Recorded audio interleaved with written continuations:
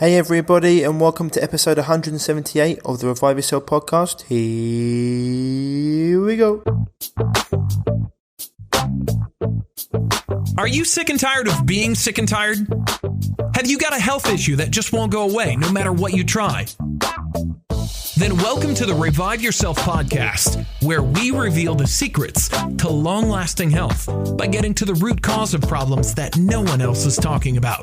So you can have more energy, clear skin, healthier hair, a leaner physique, more confidence, and most importantly, do the things you love and live the life you deserve. Here's your host, Ryan Martin. Hey everybody, welcome back to the show, episode 178.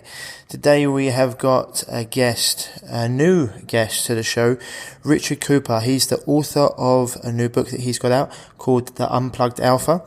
And we're going to take a little turn down into the dating world, the feminine, the masculine. I think it's a really important topic for men today because I speak to a lot of women and a lot of men, obviously having clients, and I think a real lack of masculinity is actually pretty obvious in the world today, and a lot of men are lost about where they need to be and who they need to be, and they don't really understand the nature of women. And the Unplugged Alpha covers all of that in his book, and Richard's work, it does get some flack because people do misrepresent him, but it all comes from a great place, and I think you're going to get a lot from this, people. So really looking forward to getting stuck into this interview with Richard, and you're getting to learn all about what he teaches. The show is sponsored by www.reviveyourself.co and the shop there. If you go to the website, click on the shop, you have all the products and Evolution Organics. If you click on that, we've got the Living Fuel supplement, which is the best all-round product on the market bar none. 2 scoops of that is equivalent to $260 worth of organic produce. Fantastic. We've got the liver cleansers there for Nature's Answer with the liver support or milk thistle. All the clean soaps, shampoos, deodorants and toothpaste if you want anything from there. Dr. Bronner's for the soaps, green people for the shampoos, and for the deodorants. Then we've got the chemical-free sun cream from Dr. McCullough, and also the mushrooms from Four Sigmatic, which are fantastic for your brain, immune system, mental clarity. You know, these things are fantastic just for building up a healthy internal environment, and everything else there. Probiotics from Dr. McCullough. Talking of probiotics, if you head down to the Biooptimizers link on the Revive Self shop, then you're going to get what Biooptimizers call the Navy Seals of probiotic, or we'll call it the SBS if because we're in the UK of the probiotic world. They've not only been shown to create a healthy internal environment, but if you're ever dealing with food poisoning, if you go abroad somewhere, taking 10 to 20 of these will knock food poisoning out flat because they will literally clean up your internal environment. Also from Biooptimizers, we've got the mass enzymes and systemic enzymes there. So these can be used to help digest food, as well as using them on an empty stomach to clean up any debris in the body. And also the HCl. So if you're dealing with gut issues and you've got low stomach acid, you suffer from things like acid reflux or GERD, then the HCl and enzymes will be perfect for you. But that's only if it's a little issue. If it becomes a chronic one, then you need to really heal your gut. But these things will be fantastic for helping stoke your digestive fires. Remember, after the age of 30, people's digestive enzymes and HCl start to deplete. So these are very, very important. And that comes from alcohol, stress, poor food choices, toxic water, etc. So these products are great. Then Ancient Purity, if you go there, fantastic options from Ancient Purity with the Royal Jelly, which is what the Queen Bee exclusively eats, full of amino acids. Once again, the health boosting properties are vast. It's been used. This is what Bruce Lee used to use in his morning tea, combined with some ginseng. So the Royal Jelly is great. The Pearl Powder, fantastic to have orally or topically for any blemishes on your face. The vitamin C and vitamin D, the liposomal versions, they get absorbed straight away. And there's things that you should have in your cupboard at all times, especially in the winter months. It's only around about June, July we actually start to get the UV through in the UK that can actually stimulate the cholesterol and the immune system under the skin. So the vitamin D is essential. The liposomal version is fantastic from Ancient Purity. And all their products are are great, and it's moving a lot into this. All the whole, say moving a lot, but they're moving into their own brand, and it's all whole food based products, which are vital. Your body it's highly bioavailable, so your body can actually break them down. Then if you've got the essential oils from my man Dr. Nick Berry, if you're heading over to www.essentialoilwizardry.com, you put in the code REVIVE, you're going to get 10% off of all the best essential oils on the planet, bar none. And blueblocks.com, BLUBLOX.com, for the best blue blocking glasses on the planet from my man Andy Manf. Once again, put in the code REVIVE, maybe REVIVE 10, and you'll get 10% off. It might be, I think it's REVIVE 10 or REVIVE 15. Give it a go, and you're going to get money off there. I always like to bring you the products that I use myself, because it's no good me. I would never promote anything I wouldn't use myself. Throughout the years, we've had so many companies coming to us trying to get us to sell their products, and I've got no interest. I only use and will promote things that I myself use. Then we go on to Memon, which this is the EMF blocking devices. We're going to have some other stuff on the shop very soon with biogeometry, but the Memon products stop the power of the 5G interfering with you, and you've got products there for your car, for your own body, and also for your house. The combi product on the Memon website is fantastic. You put it into the wall and it builds a force field around your house, so it stops any of the 5G coming in. Anyway, that's it for the intro. Here's Richard Cooper, episode 178. Enjoy, and I'll see you on the other side. Is that cool? Can you hear me? Yeah, I can hear you just fine. Yeah. Go ahead. Cool, perfect. So I said before, I just like to just make it quite a casual beginning to any podcast, just having a chat. But welcome to the show, Richard. Thanks for agreeing to do this. Been listening to your words of wisdom for, I would say, around 8 to 9 months now, and read your book, which was great. It put everything into perspective. And the reason I wanted to get you on the show today really is because in my world of natural health, I deal with probably 65 to 70% of women, but a lot of the men that I deal with, a lot of the times they have a identity crisis, or they're not really sure how to step into their masculine.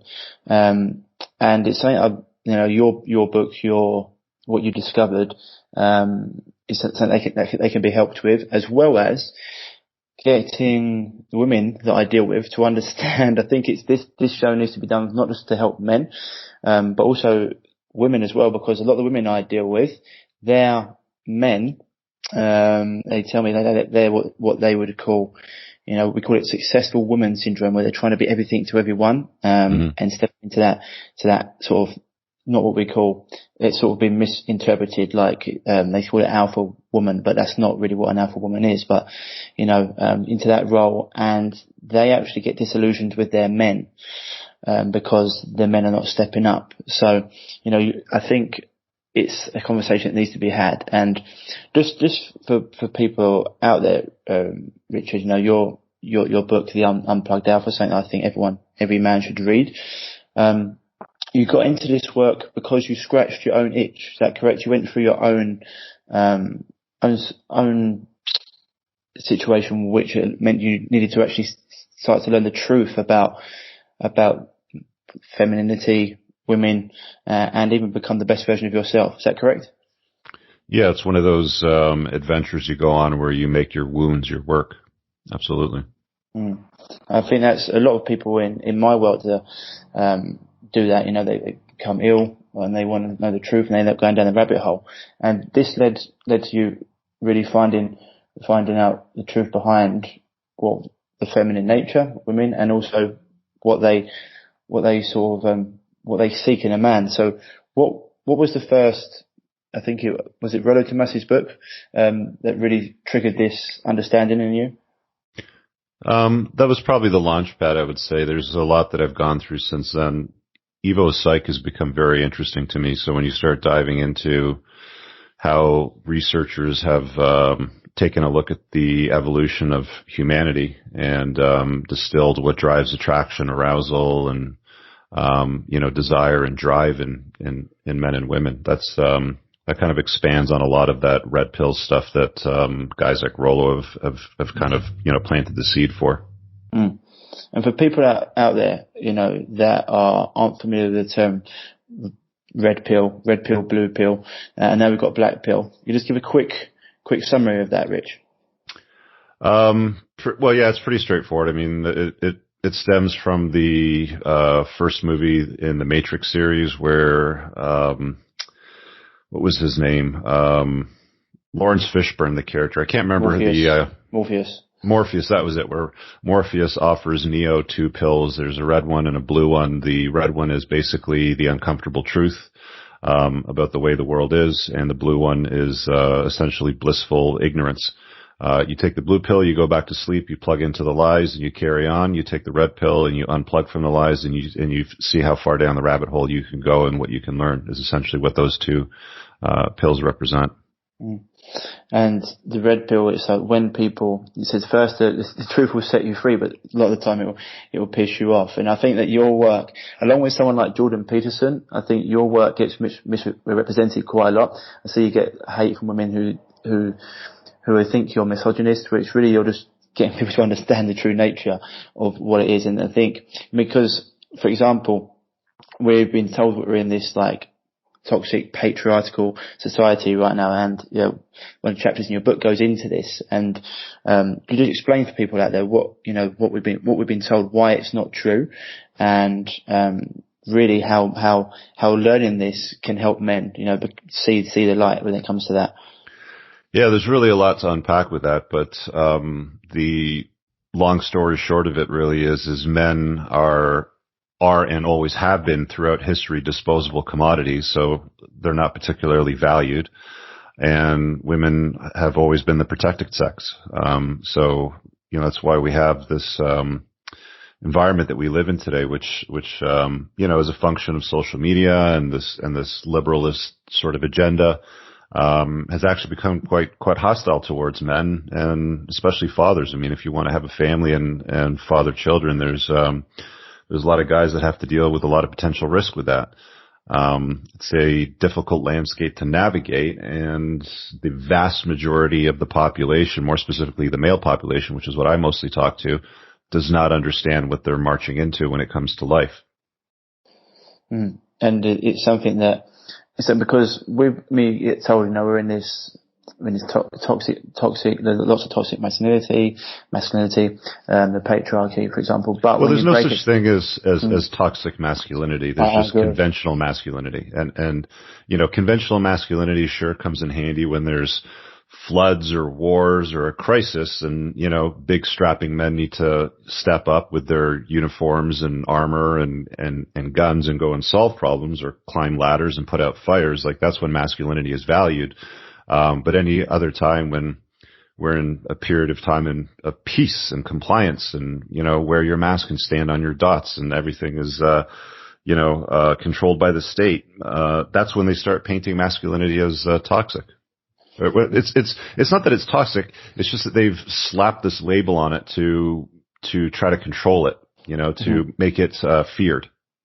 Mm. Well, basically anything that a man does which is in the masculine nature is seen as toxic. When you talk about, I think it was in your book you mentioned there's two things. In your book you mentioned a quote from Hillary Clinton that said that women have always been the ones that have come out worse when it comes to war. They lose brothers, husbands, and sons. It's like, well, what about all the men that die and get blown up and massacred?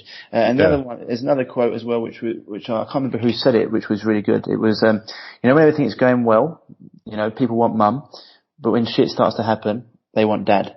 And that's the energy that comes to it. And I 100% agree. someone that, so this is, I always think why, because this is why we are where we are right now, Rich, right? Where they've through 1,000 concessions, but we'll get into it, like it's almost like the generation of the beta male, and why this has happened over the world, why they've been able to take over the world or just put all these things in place, because they wanted to get rid of the alpha male through getting rid of the family unit, through, I know you do a lot of work on this as well, through like basically lowering the man's testosterone, through lots of different things that they go about that, and it's just led to like compliance because there's not that many alpha men out there anymore, and it seems to have been part of an agenda because it's allowed them to get to where they are right now, without any real struggle. Would you agree? I don't know if it's an intentional agenda. Like, we could spend hours talking about that, but it's certainly the environment that we live in, where men, like, testosterone is a primary male sex hormone. It's what makes us men. It's what makes us aggressive. It's what forces us to get things done. It's what encourages us to compete. And we know by studying fossil records, for example, like, records of skeletons, that testosterone levels were considerably higher, a few hundred years ago than what they are today. I mean, they can tell that by like the bone structure and the jawline of skeletons that are considerably older than what we look at today. It's just the environmental factors, and it's difficult to say whether or not they've done it intentionally. I mean, they sure as hell haven't done much to try to fix the problem.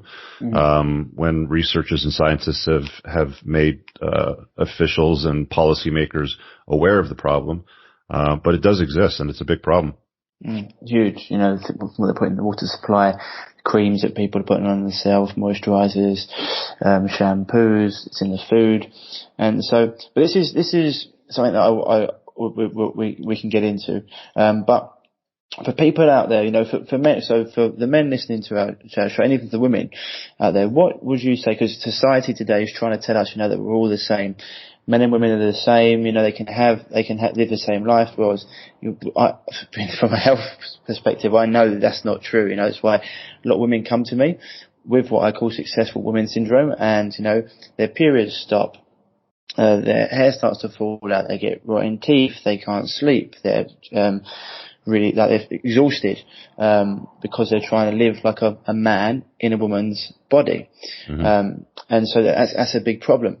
And for men as well, you see a lot of men that are not stepping into that role. So for people out there that are listening, if I said to you, what would be what would you say the main differences between, so if you say, if a man really wanted to step into his alpha, what would be the main characteristics and differences you'd say that are fundamentally the difference between a woman and a man when it comes to their characteristics of how they go about life? Well, men and women are very different. I mean, they're intended to be different. They're intended to be complementary to one another. But the narrative is, if you're a man, you've suppressed women. You're the patriarch. You're toxic, and there's a lot of like radical type of feminists. I mean, I would actually label them as toxic feminists that are trying to perpetrate this myth and basically double down on it so that it's shouted far and wide. It's like the sexes are competing with one another. And I mean, one of the red flags I talked about in my book in the 20 red flag chapter is you want to stay away from women that try to compete with you because if she's trying to compete with you, she doesn't see you as her best option. Women that are in happy long-term relationships where they form a healthy pair bond with men, do so because they look up to them. The problem is that society's narrative is turned into, you go, girl, you don't need no man. You can do anything a man can do and do it better. So you see a lot of women out there today, I guess you're calling it successful woman syndrome. Yeah. That's what I would agree with that. That's essentially what they're trying to do. I mean, it's funny because when you see these women on dating sites and apps, and they're past their sexual prime and they've gotten into their 30s and they're looking to like cash out their chips and lock down a good guy and finally have their kids after they've put it off for so long. They start listing off characteristics like, I'm tired of the games. I'm looking for the good guy to settle down with.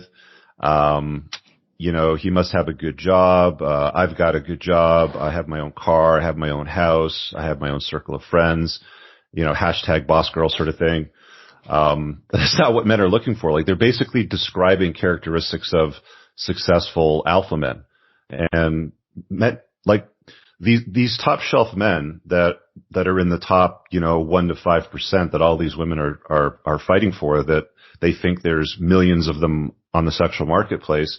They don't want anything to do with these women. They don't want anything to do with these boss girls, They don't want to deal with a disagreeable, angry, competitive woman in their life. They want an agreeable, pleasant, beauty. They want a feminine beauty. They don't want to deal with any of that nonsense. 100%. And this is something I think people, they need to understand. This is why one of the reasons, because I want to get into like how can men step into their alpha and be the best version of themselves, which is what I want to get into.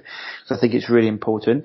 But this is something that, being someone who has their own business, who works online, who can work from anywhere, who, spends most of the time, like, as you say, like, got a purpose, get up every day, working towards it. I know what I want because I'm in my masculine. I know you are. And when you're that energy, it doesn't even register. Like, I wouldn't want to be in a relationship with that, with someone like that, because it would just be a clash.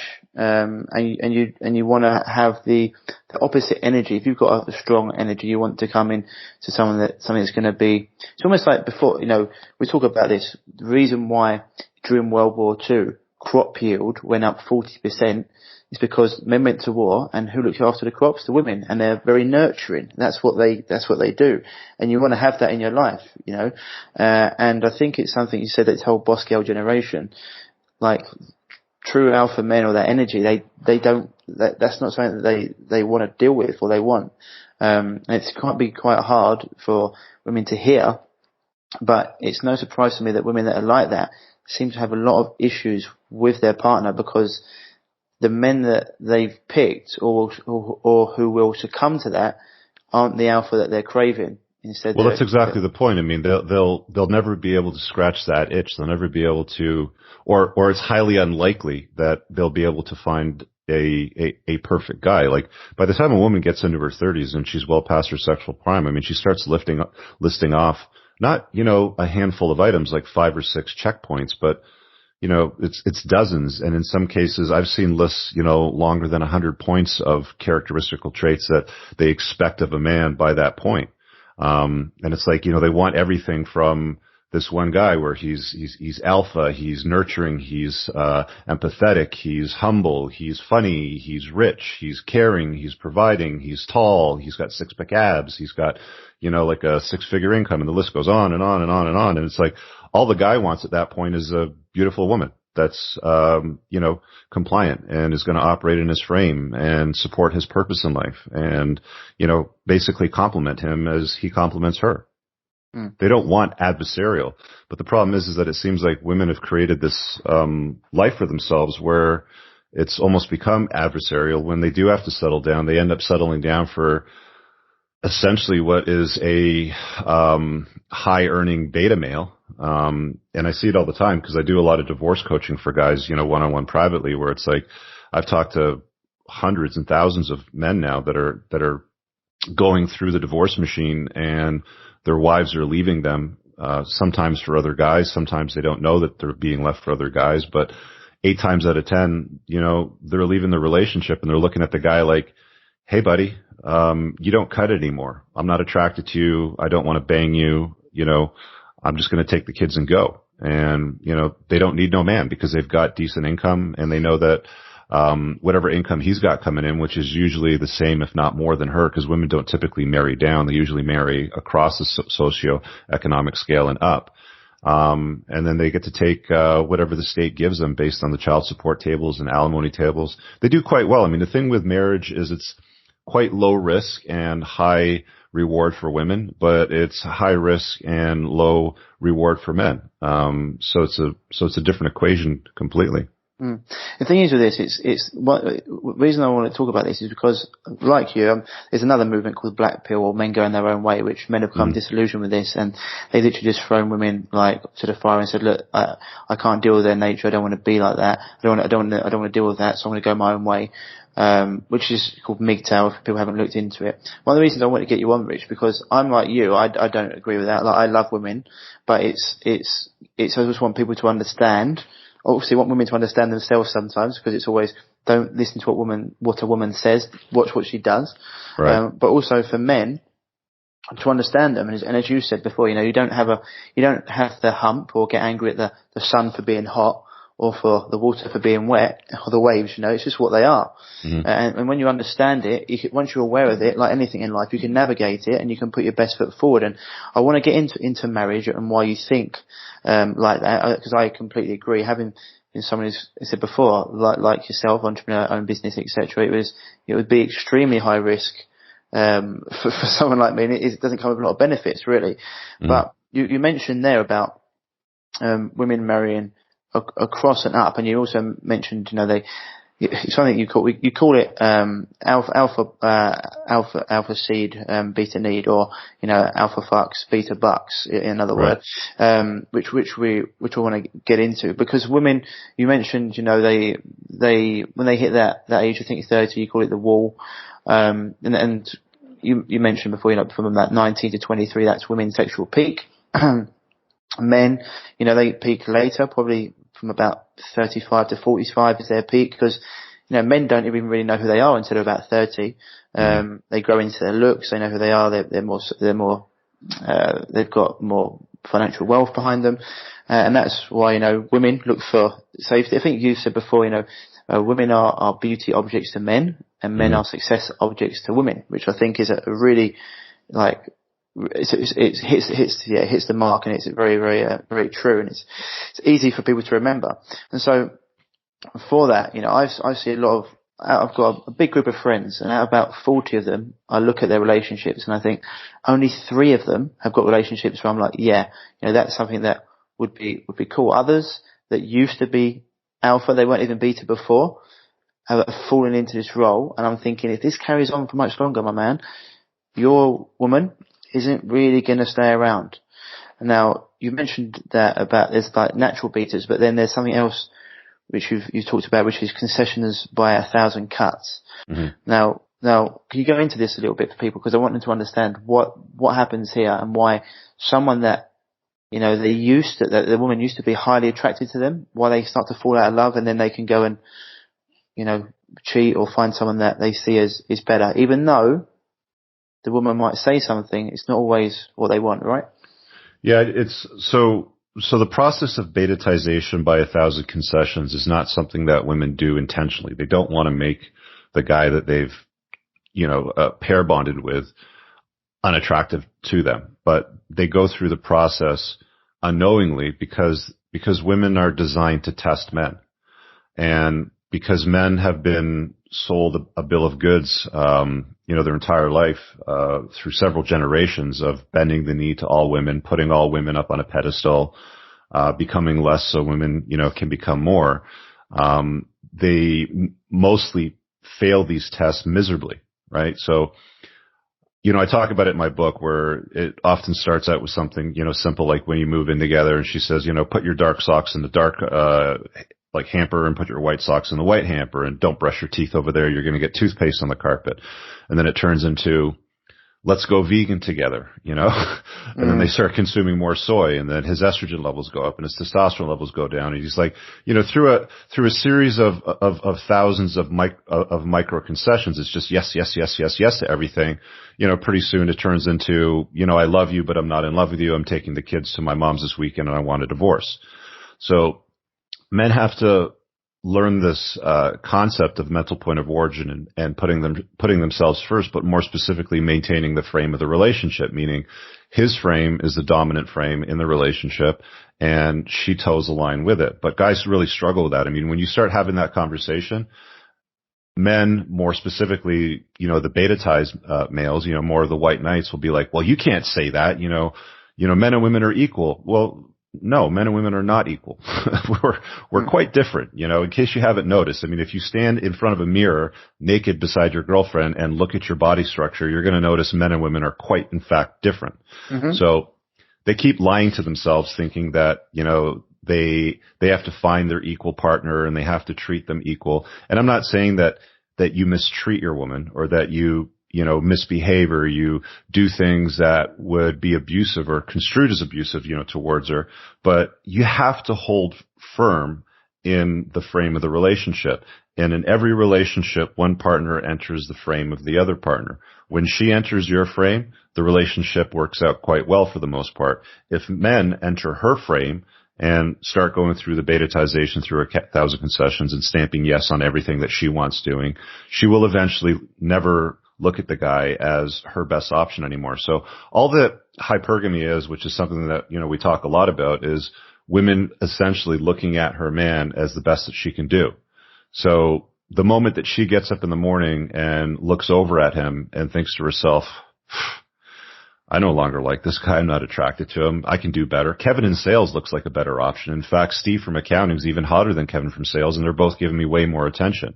I don't care that I have kids with this guy. And then their mind starts to wander. You all right? And why wouldn't it? The radical feminist narrative has been telling women, to like follow all of these ideas for decades now. So, the proposition of marriage and entering into a marriage and having children and going through all those motions, it's quite risky. I mean, you've got to do it from an informed perspective. The problem is that most men march into the slaughterhouse blindly. Mm. And it can be a slaughterhouse. I think it reminds me of that Bill Burr bit where he goes, how many good men are going to get chopped in half before we start to understand what's going on here? And that's what we've got to society. It's like, trust anything. Was it like that thing going around, the Me Too movement, and trust anything they say? It's like, well, believe all women. Believe all women. It's like, well, women lie. Of course they do. Let's be honest.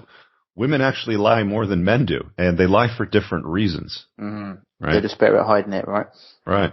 Yeah, and this is not hating women. This is just being honest. Exactly. I deal with a lot, and this is why I want to talk about it, because I'm in the same camp as you, man. Like, I love women too. It's just, you have to understand what you're dealing with when you engage with women on the sexual marketplace. Yeah, and it's, once again, it's like you don't, men have got, this is why when people say men and women are the same, it's like, really? Look, we are, as you mentioned, we are dispensable. It's why for years, even in tribes, men would go out and hunt, because if one of them got, that's just what we do. We're the yang and they're the yin. We go out and hunt. And if we got killed or lost, we were dispensable. But the women, they're crown jewels. Without them, we have no children. That's why, and they need enough. This is one of the reasons I say to women all the time. It's like, you can listen to me now when you've got endometriosis, or you can listen to me in a year and a half when you've got ovarian cancer. And it's like, I'm not trying to be sensationalist. I'm saying this is what you're doing to your body. You're meant to have enough nutrients and life force to carry and create life, and when you're living this way, it goes against Mother Nature. And then people wondering why they can't fall pregnant, or why they're carrying excess weight, they're hugely inflamed, they can't think clearly, and all these things go on. And it's the same with men. When they get into their beta, they don't feel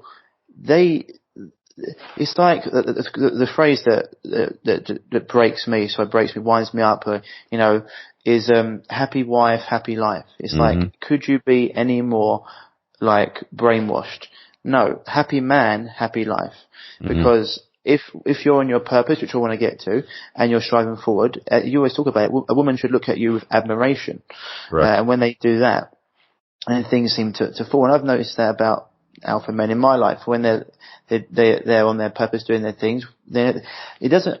I've been out and dated women that are quote unquote boss girls. I didn't know before I met them. And then when you said before, you take that frame, they can't help but melt or fall into your frame, because that's who you are. But for other beaters out there, or for men like that, once they get into that trap, it's very hard for them to get out of, especially when men and women, we love in different ways, correct? Like, men can be, they're very, once they almost like, that quote. Well, I can tell you how men and women love differently, because men love in the conventional sort of Disney-esque sort of way. Like, men are the true romantics. Women love men essentially on the condition that they're useful to them. There's this concept that a researcher came across. His name was Robert Berfault. I think he was a French researcher, if I'm not mistaken, but he coined the term Berfault's law. And essentially, in the animal kingdom, so throughout the animal kingdom, I mean, this is true of primates and many other animals too, they only stick around with the male so long as the male provides use to them and the family and the children and all that. So the moment that they see the man that they've pair bond with, or the male object that they've pair bond with, become useless, that's when the clock starts usually ticking down to the end of the relationship. I'm not saying that all women will leave men, but given that they have options, and that they're healthy and that they're tuned into all of this, chances are, on a balance of probabilities, they're going to be gone soon, right? Like, I remember when I got divorced and I was dating, around my age range, and I was dating a lot of divorced women at the time. I can't count how many women would, talk about their marriages and how much they despise their husband, right? And it's like, well, you chose this guy. Like, why is he such a piece of garbage today? But he was good enough, at the nuptials and, good enough to have kids with, right? But today, now you hate him. And it's like, there's a lot of stories coming up. I remember this one woman, would actually make fun of her ex-husband, because he wasn't able to keep a job down, and he would keep quitting his job, or, he would get, put on like short-term layoffs, or he would go on stress leave, several times back to back. And what that ended up doing was that was the clock ticking down to the end of the relationship. She had a steady job. She was making a strong income. He was unable to provide. So at some point she said, you know what? I love you, but I'm not in love with you. I'm taking the kids. I'm going on my mom's this weekend. Yeah, and this is the thing that men don't, because lots, I think 75% of relationships are ended by women, because men are in it and they can't see this. Like, a woman can stay in a relationship for a year or two and not be in love with a person, waiting to find that better option, which you think you call monkey branching, and it's something that men don't really understand. Can you hear me, Rich? Have I gone there? Yep. 1 second. No. Yeah. You're good. I can hear you. Yeah, because, it's something that men don't really understand. It's not what men generally do. They once they've got the option, or the woman that they love, they're quite loyal like that. But you mentioned before, if you want loyalty, get a dog. Right. But men, I think you mentioned it before, it's like women can be, but men must become. And it's why it's really important for a man to stay on his purpose, because I've seen it so many times. Women will say they want this, they want that from a man. But when it comes to it, the man that's like that, they're not attracted to, and they'll go with the guy that they are attracted to.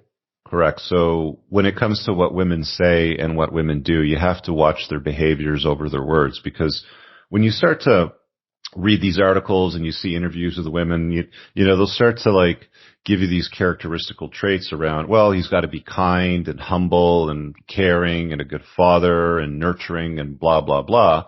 But that's not what gets the Gina tingles going for her. Like, when you watch her behavior, she's going to go out with the alpha dude in the nightclub, or some guy from the retreat, from the office, party or whatever, 10 times out of 10. Like, she's going to choose that guy that excites her over the good beta provider.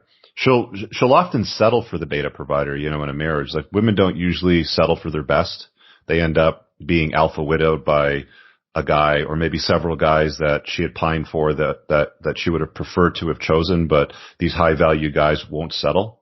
So she goes and, cashes out her chips, and she finds a guy that's, just good enough. And I'm using, quotation marks there. And then she finds over time that, he just wasn't good enough, which is no surprise why the divorce rate is so high. What is, for people out there, what is alpha, being an alpha widow? So an alpha widow is when a woman is basically left pining for a high value guy that she couldn't secure.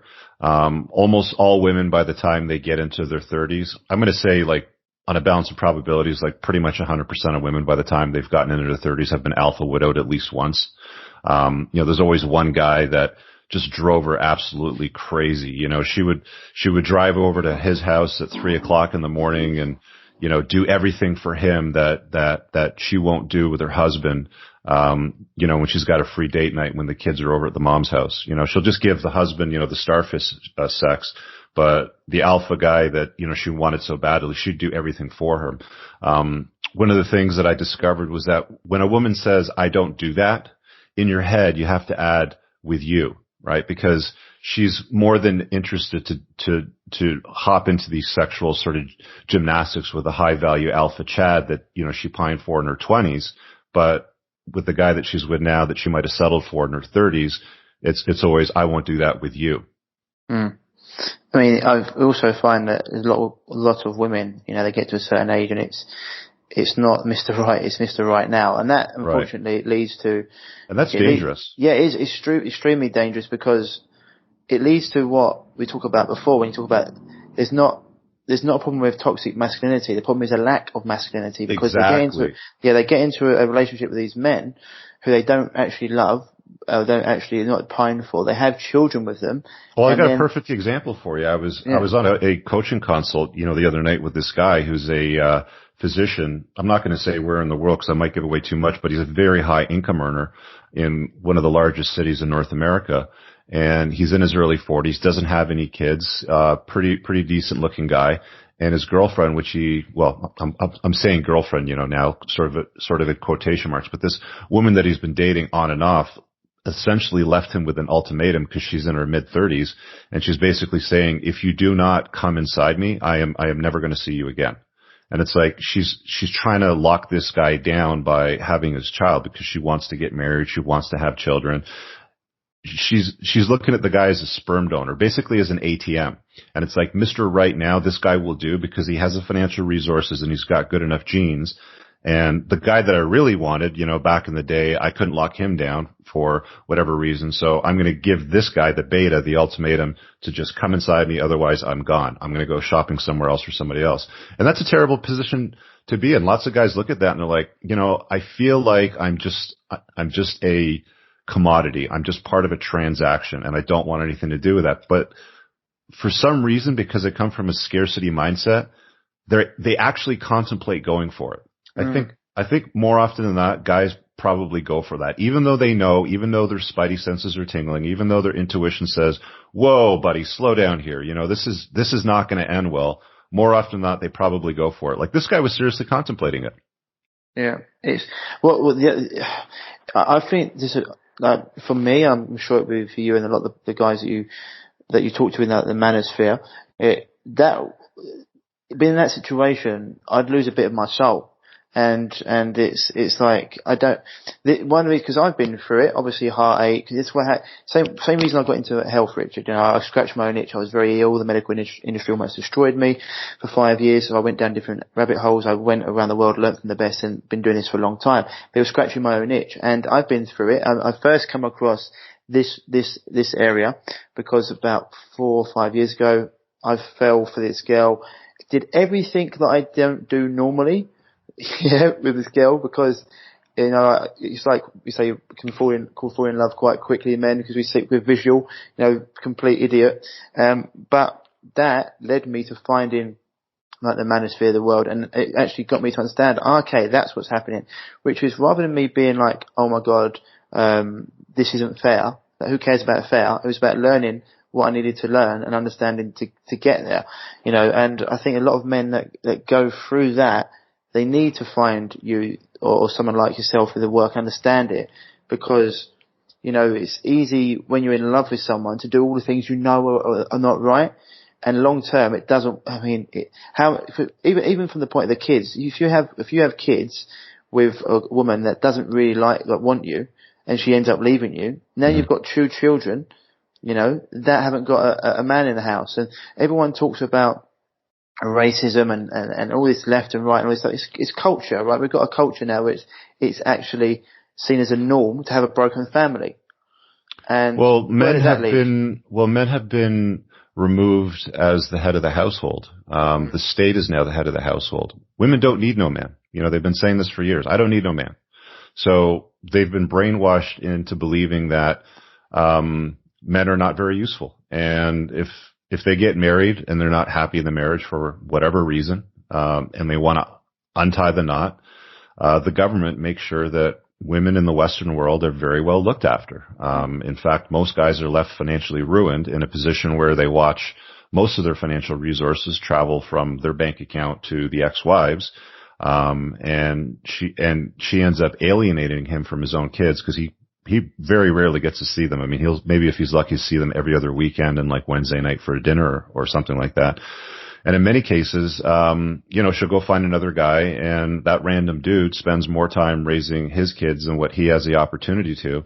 And that also creates, other potential risks and problems as well, too. If you have a young daughter and, your ex-wife finds some lunatic or some guy that's not mentally stable, or he might be more on the alpha side of the equation and isn't particularly interested in somebody else's kids, the biggest risk to a daughter is being in a household with a non-blood related male.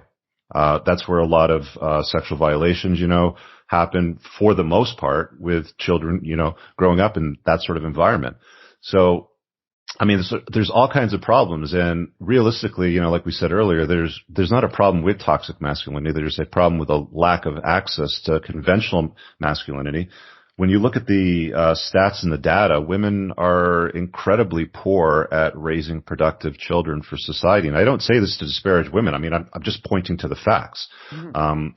Children that are from single mother households have higher instances of incarceration, so they go to jail more teenage pregnancies, worse grades, higher instances of suicide attempts and suicides, depression. There's all kinds of problems that come from removing the man from the head of the household.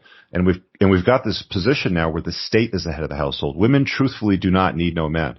They can go to a sperm clinic or go to a sperm donor group on Facebook and find some random dude to send them sperm in a tube. They just inseminate themselves, and then the government gives them money to raise that kid, and they think that they're strong and independent and they're doing the right thing. It's a ticking time bomb, basically, is what it is. I mean, you just sit there. It's like you sit there and just constantly find myself shaking my head at society and what's become, because it's just like we've just moved away from everything.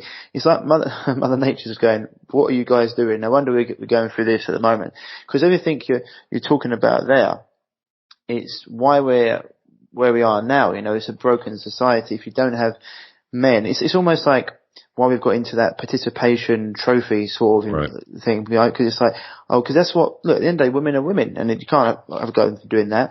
But like, if you don't do well at sport, your mum will say, oh, don't worry, honey, next time, whatever, or, whereas dad would be like, no, come on, like, sharpen up. If you want to be a man, winners win. You don't sit there moaning, you get out there and do that. That's the masculine energy, It's the get up, brush yourself off, get on with the next thing. It's life. Life isn't fair. Rather than, and that's what we've come into, this whole, if you've only got one type of energy, and I'm not saying there's not great single mothers out there doing things, I'm sure there are, but in general, that's the feminine energy. And so you need to have both. It's how, as you said before, men are meant to be everything women aren't, and vice versa. They complement each other.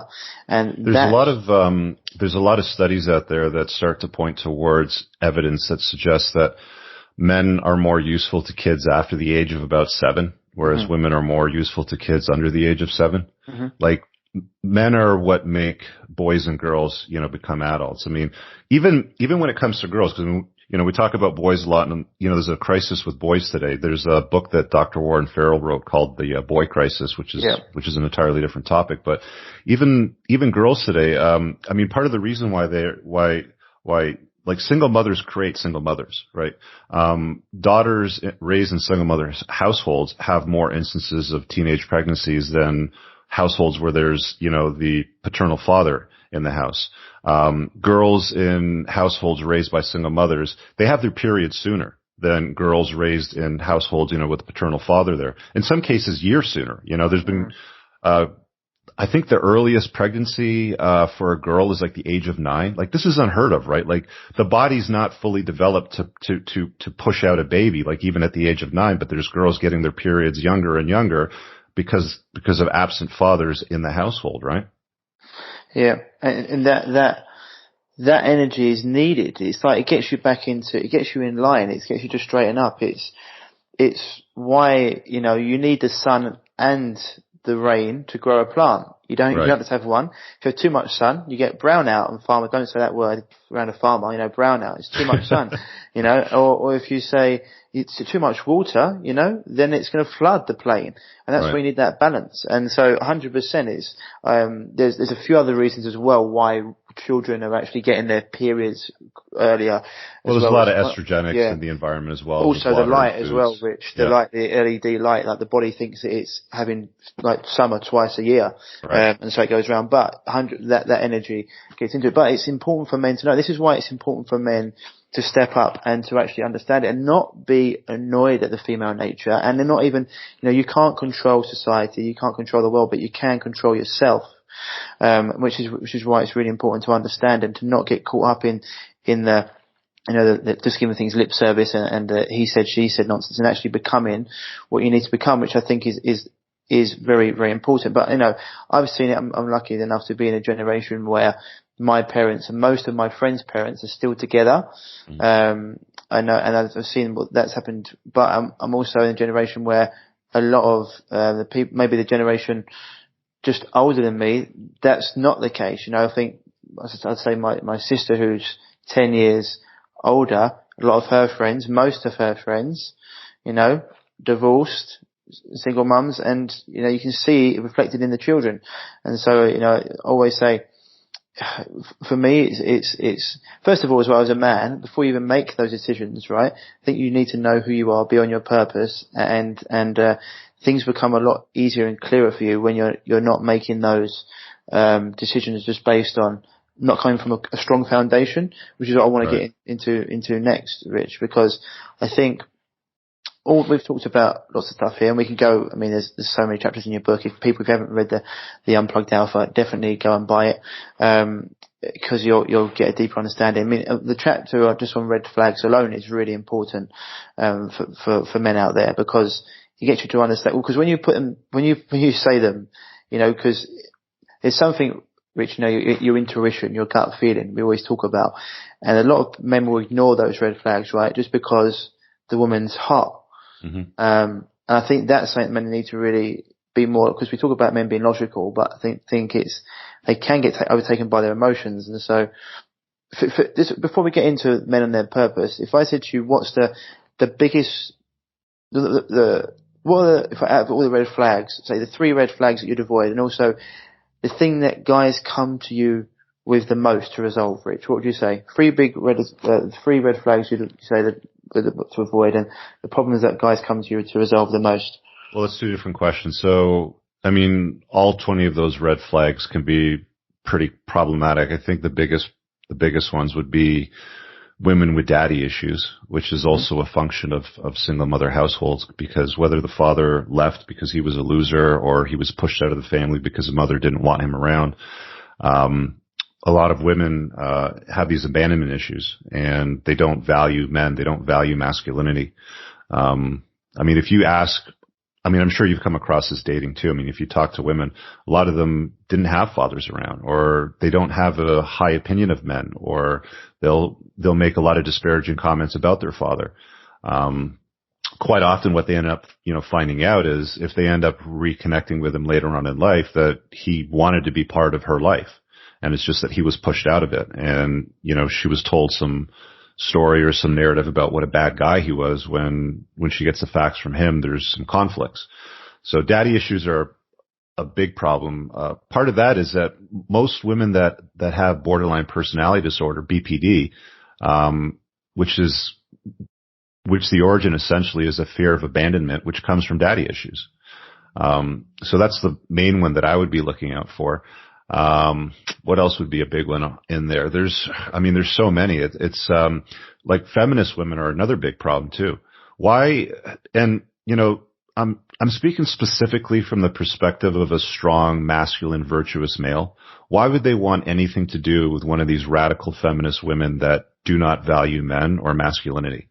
They like to pull, menu items from the a la carte of feminism when it's convenient for them. But if there's a bang in the middle of the night and you're in the bed, no man is going to elbow his wife or his girlfriend and say, oh, you get this one, honey, because I got the last one, right? It's always a man's job to go down and deal with the bang in the middle of the night, to see what that is. So, this, like, you can't have one without the other. It's either you can have chivalry or you can have feminism. You can't have both. And the problem is that women are conditioned to want both.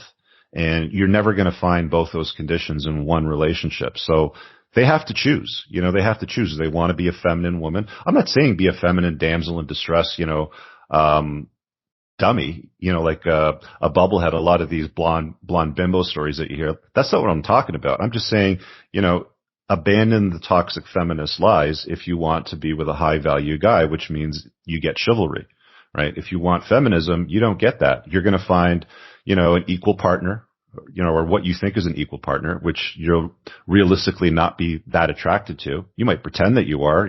You can put gender pronouns in your bio on social media, and BLM and gender pronouns and rainbows and all that sort of stuff. But at the end of the day, she still pines for the guy in the firefighter's calendar, with his shirt off, with the bulging muscles and the sweat on him, with, the big reeled hose over his shoulder. That's the guy that she fantasizes about.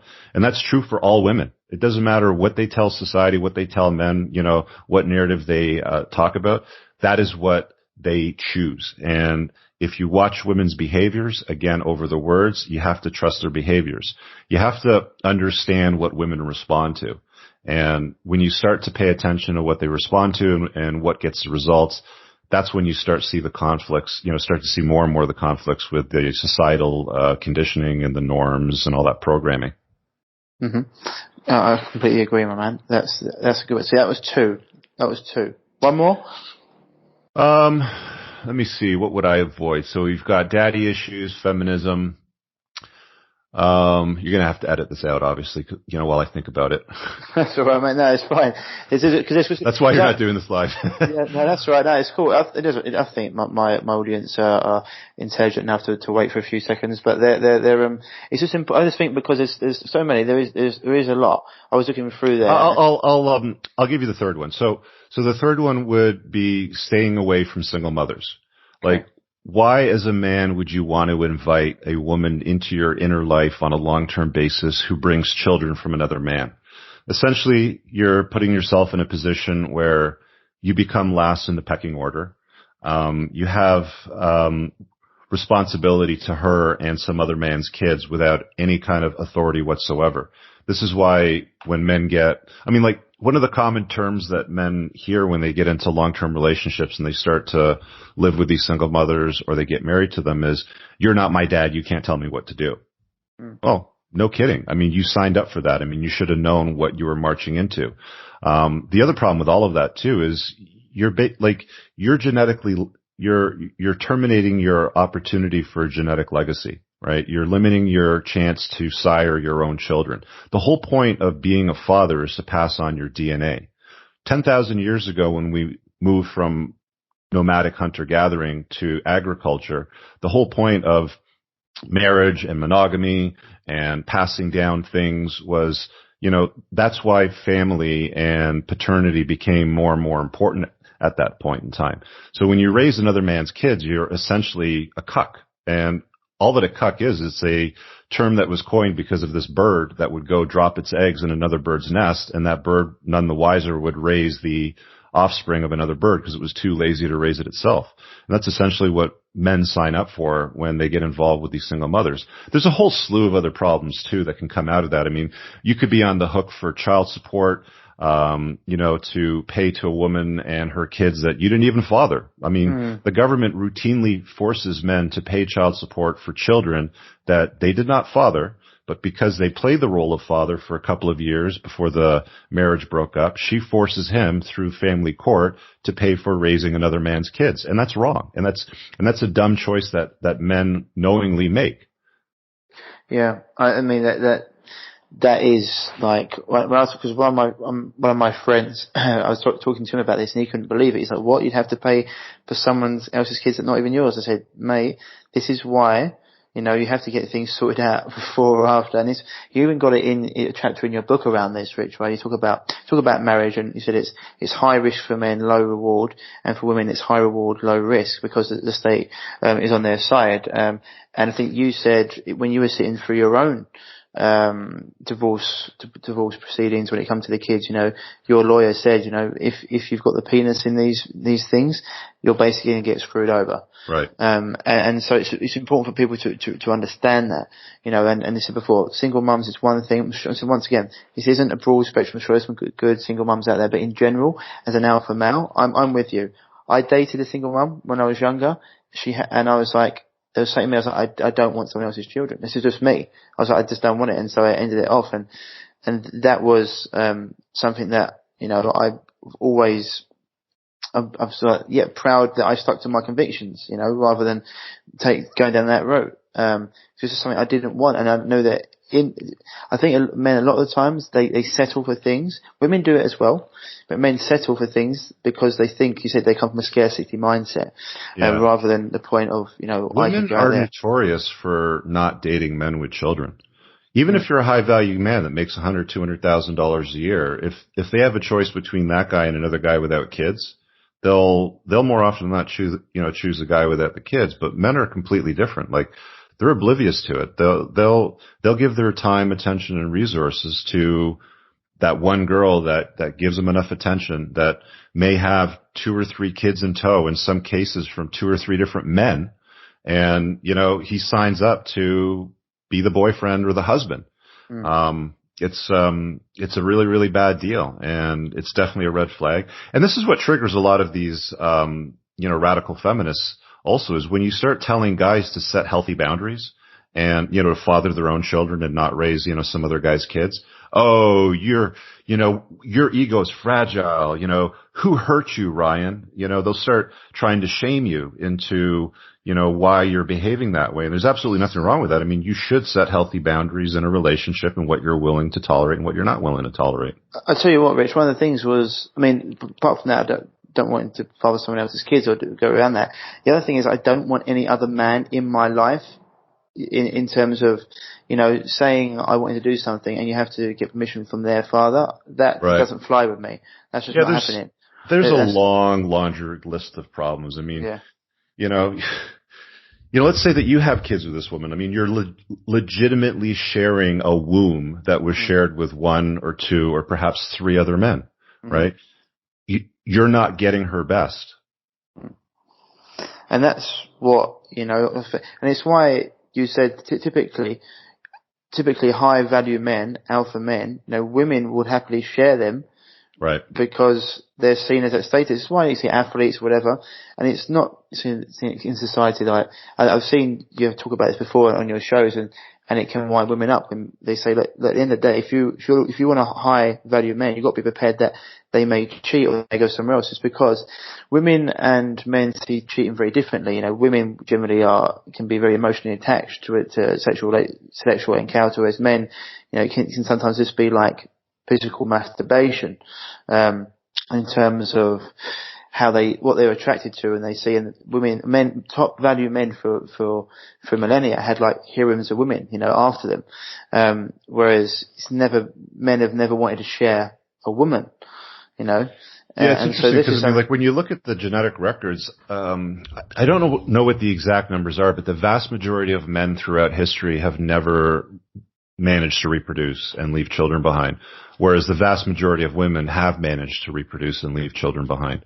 I think it's something outrageous, like something like 80% of the women are having sex with about 20% of the men, and that's because women are essentially chasing the highest value men that they can get, and the narrative that they have with their girlfriends when they're sitting around talking about it is they actually believe that about half the population is over 6 foot tall, makes over $100,000-$200,000 a year, doesn't have kids, has never been married before, is emotionally settled, and, that long list of the main things. But I mean, like, even if you start with a height item, I think something like less than 14% of the North American population is over 6 feet tall. And quite often in dating apps, when I was using them, they would say, looking for a guy 6'2" plus. Now, I'm just over 6'2". I'm somewhere between 6'2" and 3. So that was easy for me to, contend with. But legitimately 4% of the North American population is over 6'2". Unless you live in Amsterdam and you're dating Dutch men, you're not going to find very many guys over 6 foot tall, but they actually think that most of the population is over 6 foot tall, makes a couple $100,000 a year, and it's just insane. Like, the expectations are so far detached from the reality. It's delusional. I mean, that's a 1% guy, or even like less than 1%. You know, I'm 5'11", I'm just short of 6 foot. My height's never been an issue ever, because I'm 5'11". I mean, most girls are smaller than me. Tell guys that all the time, right? I mean, like a 5'11" guy would look like a giant beside a 5'4" woman, which is, you know, the average height of a woman, you know, typically, right? Exactly. And then you look at what general men earn, and most men don't earn. I know just from my circle of friends, there's like 40 of them, if they've had extended friends and acquaintances. I know that there's only probably 4 or 5 of them that earn over maybe 8 that earn over, no, less than that, they earn over 100 grand, maybe 4 that earn over 150, maybe. And then they wonder why when they find this $250,000 a year guy that's 6'3", you know, handsome with a chiseled jaw and high testosterone cues, why he strays from the relationship from time to time. But I mean, like, the difference between men and women is when men stray, they don't necessarily stray because they want to leave the relationship. Exactly. They just want sexual variety. Whereas when women stray, it's usually because the relationship's over. Like, men and women get jealous for different reasons. Men get jealous when their woman has sex with somebody else. Women get jealous when they feel like their man has an emotional connection to somebody else. 100%. Right? Yeah, 100%. And that's all tied into Evo Psych. There's a lot of reasons, you know, behind that too. But Rich, you see it with some of my friends and people I know. Like, I've got one of my friends who he was married and divorced very young, and then I was talking to him, and he was saying, you know, oh yeah, but I'm 33, you know, I'm getting older, I just want to have kids. I was like, mate, you sound like a woman. I was like, what's the matter with you? Like, you're 33. I said, like, sometimes people say to me, how come you're still single? I'm like, 'cause I want to be. Because I'm in my prime. Because why would I want to, like, I didn't know who I was until I was about 30. Then you start getting financially successful. You start getting into things. You start being more high value. You start attracting better quality of women. You mentioned this before, like, me always been okay with girls. It's not a problem, but you start to become who you are. Why would you want, like, men at that age, 35 to 45, and even they can take it further into their peak, because if they own that purpose, it's what, you know, girls see it all the time, you know, men in their 40s, 50s dating 20, 30-year-old Well, we have women. a different timeline. I mean, I'm 47. I'm more than, like, I'm very healthy. I'm more than capable of having 5 or 10 more kids if I want. But a 47-year-old woman doesn't have that option. Exactly.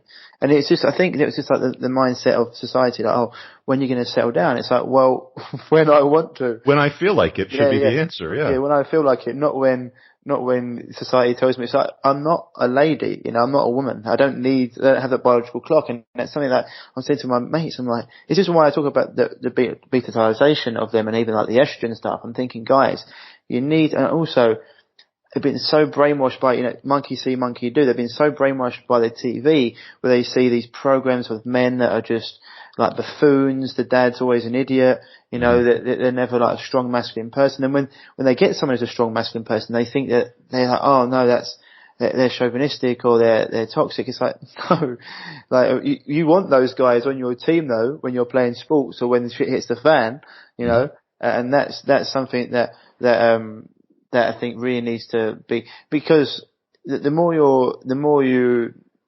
let that sort of influence you, it's just a slippery slope, and I've seen it time and time again. And I think for a lot of men out there, you know, that are watching this that are young, you mentioned not getting into a long-term relationship before you're 30. I'd highly agree, definitely agree monogamous with that. long-term monogamous long-term relationship. Monogamous long-term. I think that's 100% correct, because men, you know, when they're young, they're stupid as well, right? They're stupid. They make silly mistakes. It's when you need to learn. So the question, because I want to get into, when we're going to wrap it up, I want to get into what men have to do, because that's important. But just quickly, the thing that men come to you with the most, Rich, for your coaching, what's the let's say the top one problem, or maybe top two? The biggest reason why guys reach out to me is because at some point they realize that the story that they've been sold their entire life is a lie, and they don't recognize that. And I need to explain to them why it's a lie and how they can look at the truth, even as uncomfortable as it might sound or be, but how they can look at the uncomfortable truth and use it to now operate in this new paradigm shift. Mm-hmm. I mean, one of my favorite, I think, quotes from you is, when people have a problem with the facts, the problem is not with the facts. Correct. And it's the uncomfortable truths, people don't like them, but they will set you free. And so when would you say mainly beta men that go through this, or does alpha still get sold this? Well, there's two elements to this. So you've got alpha males and you got beta males, and those are really just placeholder terms. I mean, like you can be alpha with beta tendencies, sort of thing, right? So there's that part. And then there's blue pill and red pill, which is basically comforting lies and the uncomfortable truth. So you can have a blue pilled alpha, or you can have a red pilled beta. Like a lot of these guys that go black pill, that go right down the doom hole, and they start to complain and they whine and they moan on YouTube videos and stuff like that. A lot of these guys are red pilled betas, right? They don't want to do the work on themselves because it's hard. And, it's easier just to sit back and point and sputter at the world and say, well, it's unfair. Okay. Well, that's one approach. Yeah. It's communism. Yeah. Well, that whole black pill narrative is really like feminism for men, right? Mm. Yeah. It's just the opposite side of the spectrum. Like you could take a bunch of radical feminists and a bunch of black pill guys and put them all in a room and just let them fight it out. I mean, the thing is with it, I see women as well. Like, you get hate from women, of course you do, because people don't like, you said the bomber only gets flack when it's over the target, right? And people don't like the truth. But there's also women out there that say, thank you very much, Rich, for bringing this. I saw a post the other day with a girl saying, read this book, man, you need to understand. Because as much as they say they want this, they actually want that. And I think there's been women out there that are saying, thanks for doing this, because I might even get my husband to listen to this, or my boyfriend to listen to this, because he needs to understand what's going wrong. The problem with that, though, is when you hand the like if a woman hands the instruction manual, like my book, to their boyfriend or their husband, he's going to have a hard time with it. He's usually not ready for the information. It's basically her saying, hey, I've emotionally invested in this relationship and we have a dog together. I don't really want to end this, so I want you to read this book so you can be more alpha. Well, that doesn't always go so well because they're not ready for that information, right? Mm. Well, at least it will give women more understanding into why they act the way they do, or at least they understand why. Because I'll get onto the purpose for men, but for women, if you want to attract a high value man, it's been in your feminine, etc. But really, it's up to a man to put them in that place. It's to be that energy, right, that allows them to fall into it. Yeah, I mean, it's funny because from time to time, I'll throw some tests at my girl, and I'll say something like, hey, can you make me a sandwich? I'm, busy working on this thing over here, sort of thing. And if she protests, then there's a problem with, the frame. But more often than not, she's going to comply. Well, you've got two tests for that, right? You've got the tattoo test that you mentioned, and there was the other one, which was basically like the film. I think it was, I don't know, it was the one with De Niro and I can't remember who it was. That's not Once Upon a Time in America. I can't remember. Where he talks about going to see if they open the door for you on the other side. But now that was Goodfellas, I think, where she opens up the door in the car for you. Yeah. It wasn't Goodfellas. I guarantee it wasn't. But I know one. I know. Bronx Tale. Bronx Tale. That's it. Yeah. That's it. Yeah, Bronx Tale. But you've got two other ones: the Starbucks one, and you've got the tattoo test. Yeah, the coffee test is a pretty straightforward one. It's just, you've been dating for a bit and you want to see that, she's compliant. She's going to be, the kind of chick that you can have a reasonable partnership with. She's in your frame, and just say, hey, I'd love to grab a coffee from Starbucks or Tim Hortons if you're in Canada. I haven't got my wallet. It's at the house, or it's in my gym bag. Can you just run inside and get something for me, or, just go through the drive-thru and see if she busts out her, purse. If she protests all about it, then that's a problem. I mean, spending a couple of bucks on a warm beverage for a guy that she loves should not be a big deal. The second part to that, which is something that I would definitely, encourage guys to consider doing, and it might seem a little bit out there, but there's a point to it, is the tattoo test. And if you're going to wife up a chick and you're going to take vows, forever and ever until death do us part, and sickness and poor, and, love and health, and rich and poor, and all that sort of stuff. And I learned this from a guy that's a kickboxer that's got 23 women that have tattooed his name on their body. Just tell her, all right, yeah, I'd be interested maybe in something longer term, or maybe your marriage. We're going to be together forever. Because that's usually what women will start to do. Like, I love you, why can't we live together? Let's have children, blah, blah, blah. Okay, tattoo my name on your body. Just see what they do. Yeah. And it's more the fact that if they actually succumb to it than rather than them actually doing it, right? Right, because if she sees you as her best option, right? If she truly sees you as her best option and her hypergamy satisfied, she'll be more than happy to tattoo your name on her body. It doesn't have to be somewhere obvious, like on her forehead or anything like that, but, in the bikini line, like under her breast or something like that, like somewhere, cute, maybe like a script sort of, lettering, but just a small little tattoo just to show that, she's in your frame and that she's all about you. Yeah. And there's lots more we could get into, but I want people to go out there and read your book, especially about why you don't live with a woman unless you're like married or considering marriage, having children with them. There's lots that we go into around that. So go out there and read the book. And this to wrap it up, Rich, for men, the key, you always talk about doing the work and having a purpose. Now, why is this so important? For men to be the best versions of themselves, why is that so important, and how do they go about it? Well, because men must become, women just are. Women are just born valuable. Men aren't. Men become valuable over time as they do the work and they learn competency skills and they have the ability to make bank, like, you go back a million years, the most valuable guy in the tribe was the strongest leader that could, get the most food and feed people and defend. It's like, that hasn't changed that much. It's just today we have roads and skyscrapers and electricities and computers and Skype and stuff like that. Today men still need to become, they still have to figure out what the purpose is, how to put a dent in the universe and how to execute on that. Sitting around working a 9-to-5 job, making $40,000 a year, playing video games and having Cheeto dust on your shirt because you've done nothing but sit on the couch all night isn't good enough. If I go back to my granddad's years and, think about what was good enough back then when he came back from the war is he just had to have a steady paying job, with a pension. And that was enough to keep his wife around forever until death did them part. But that's not enough today, right? Like I mentioned earlier, the vast majority of women, like 80% of women, are looking for essentially the top 5 to 1% of men.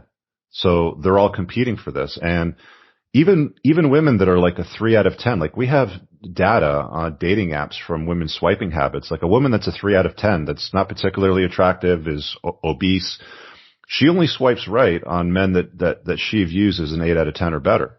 So the 3 out of 10s and higher are swiping right on the 8 out of 10s and higher. So if you're not at least like a top shelf guy, you're not going to do very well on dating apps. And any guy that doesn't have great photography, that has a crap bio, that has a very boring life, nothing, out of the ordinary, is going to struggle, when it comes to dating women.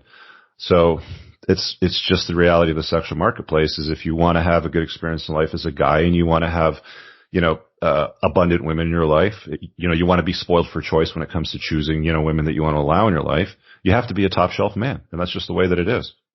And for me, I just don't understand why men don't want to do that. Maybe it's because of who I am and probably the same as too much work. You, Rich. It's too much work. And they've been told their entire life, just be yourself. Just being yourself is good enough, Ryan. Yeah, that will get you so far, like nowhere, quick. Yeah, exactly. It's like, if anything, it's like, this is why I always like sports, because at the end of the day, the top sports, you can't just be yourself. You've got to be better than that. You've got to be the best you can be to get anywhere, and you get in the ring with Muay Thai or anything like that. There's no, you get a trophy for participation. You've got to go out there and you've got to do the job. And so, for men, I always talk about, I see men all the time. I'm like, why would you want to look like, this is not me. I come from a health background anyway. So I want people to be healthy, I want to be happy. I know that they can have a better life.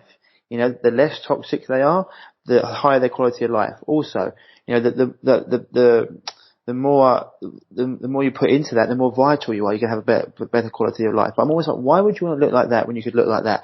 Why would you want that when you could have that? And I know not everyone's like that, got that energy. But for me, for men out there, why wouldn't you want to look your best, feel your best, put your best foot forward, try and, get, for me, that's status. People talk about how men value different things. Like, yeah, money is one thing, and you want to be out there, of course. Mm-hmm. But like status and having people like value you, that's a big thing. And I just don't understand. But you said before, it does take work. But when you're on your purpose, Rich, those things become second nature, right? Because it's all part of the bigger picture. I was watching this interview. I think he was an endocrinologist, and he was talking to this researcher the other day, and he was talking about the importance of testosterone. Mm-hmm. And he boiled it down in the simplest way that I've ever heard it described. And what testosterone does is it makes effort feel good. And if you have low T, if you have an imbalanced endocrine system, if you're estrogen dominant, if you have high prolactin, effort feels like a lot of work. It's uncomfortable, right? But if you're healthy, testosterone, it makes effort feel good. And so for people out there, if you want to feel good, get yourself off of the chemicals that are going to lower your T, start doing some movement, get into breath work, cold showers. There's loads of things you can do, making sure your diet's on point. And all these, one of my clients sent me, I talk about this all the time, like the mental and emotional side of health is intrinsically linked to your overall health. They're not compartmentalized. It's why Aristotle made his students work out with the Olympic wrestling team, because he knew what it was about. And one of my clients saying, Ryan, before I come to you, I couldn't believe, I used to think that my mental health was like separate to my overall health. But since we've been doing this, I've got so much more mental clarity, more energy. I don't know, my thoughts are there with me. I was like, yeah.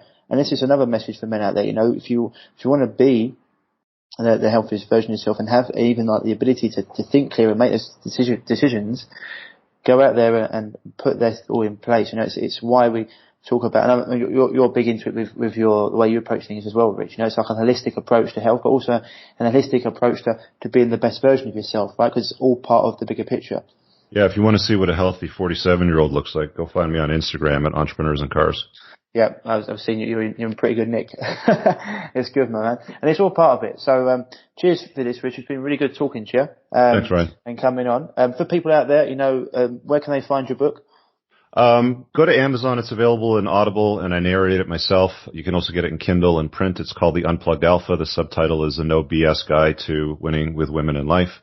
It's an easy read. It's like 200 pages long, less than 5 hours to listen to. So go grab it. I'm going to guarantee you that you're going to learn something from it. Awesome. And if someone wants to reach out to you and get a consultation, where would they find you there?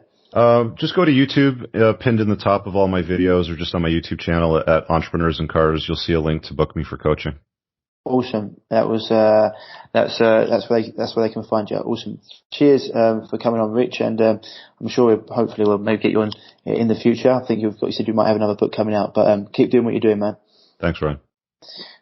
So that was episode 178 with Richard Cooper. I hope you got a lot out of this and take it as it's meant to be, completely educational and getting people to understand the truth behind the feminine, the masculine, and men, out there.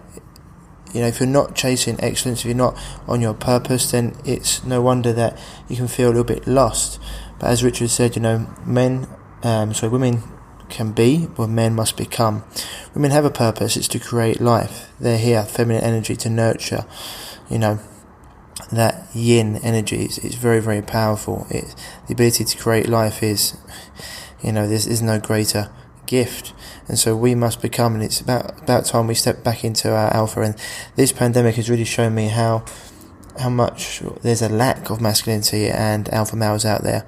So, getting yourself there, one's chasing your purpose, but also getting yourself as healthy as possible, eating the right foods, getting yourself right mentally, journaling, discovery walks, cold showers, breath work, staying away from chemicals, like mitigating your exposure to EMFs, making sure you're not drinking alcohol too often, making sure you're getting your insides right with greens drinks, probiotics, all things that can help you do that. It's really important. And it's up to you guys to make your woman feel like a woman and for her to submit and to be in her feminine. So I hope you got a lot from that, guys and girls.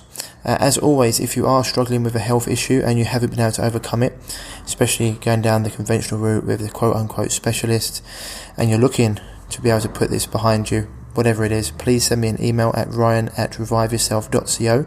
That's ryan@reviveyourself.co, and I'll get back to you as soon as possible and we can have a chat about how we can help you.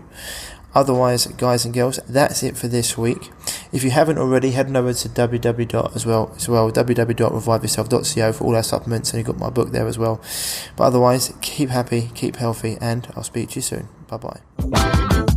If you're struggling with gut issues, such as gas, bloating, constipation, diarrhea, indigestion, heartburn, and want to finally be able to eat the foods you love without the crippling after effects, then don't forget to head over to reviveyourself.co and pick up your free copy of The Healing Health Paradigm today.